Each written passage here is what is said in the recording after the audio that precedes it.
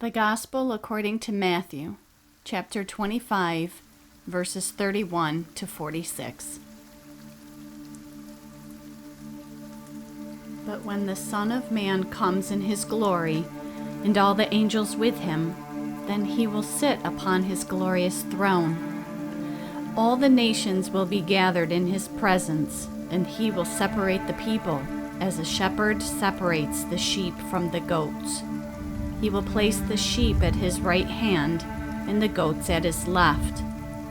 Then the king will say to those on his right, "Come, you who are blessed by my Father, inherit the kingdom prepared for you from the creation of the world. For I was hungry, and you fed me. I was thirsty, and you gave me a drink. I was a stranger, and you invited me into your home. I was naked, and you gave me clothing. I was sick, and you cared for me.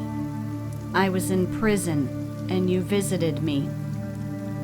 Then these righteous ones will reply, "Lord, when did we ever see you hungry or feed you, or thirsty and give you something to drink, or a stranger and show you hospitality, or naked and give you clothing?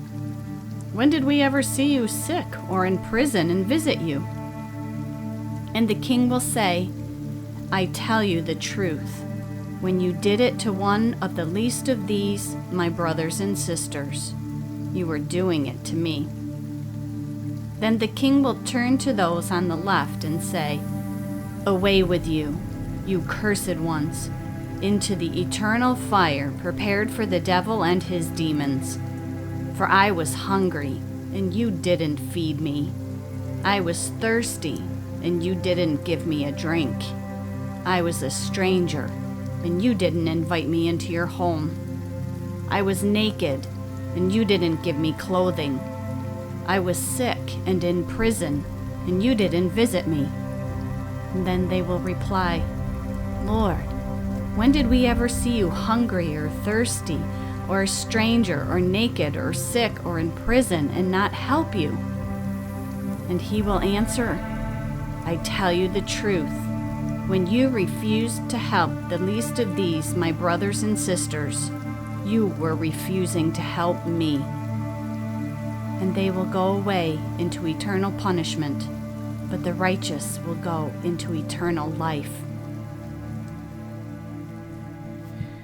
In his commentary, Matthew for Everyone, N.T. Wright has this to say about this passage. Until recently, even the concept of international law was a puzzle. But in the last century, we have seen not only increasingly easy communication, but increasing awareness of massive and horrible crimes against humanity. The worldwide community has come together and declared that we will not stand there and watch injustice flourish. Justice is one of the most profound longings for the human race. If there is no justice, then deep within ourselves we know that something is out of joint. Justice is hard to define and harder still to put into practice, but that has never stopped human beings and societies seeking it, praying for it, and working to find ways of doing it better. And justice doesn't simply mean punishing wickedness, though that is regularly involved. It means bringing the world back into balance.